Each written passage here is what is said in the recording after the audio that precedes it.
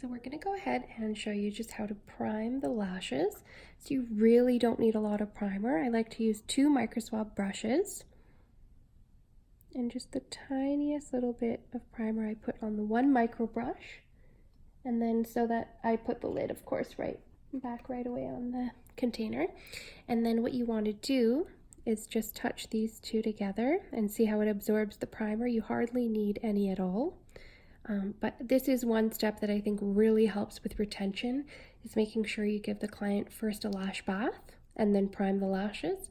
You also want to make sure that they're perfectly dried before you begin lashing. So I'm going to go ahead with my 2 Microswabs here and just prime those lashes. Give them a good comb through. Make sure I get them all.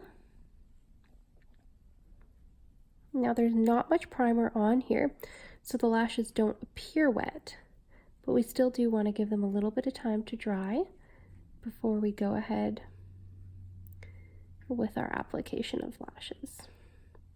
So if you are in a bit of a rush, you can always grab your lash fan. Just give them a quick fan to dry the primer.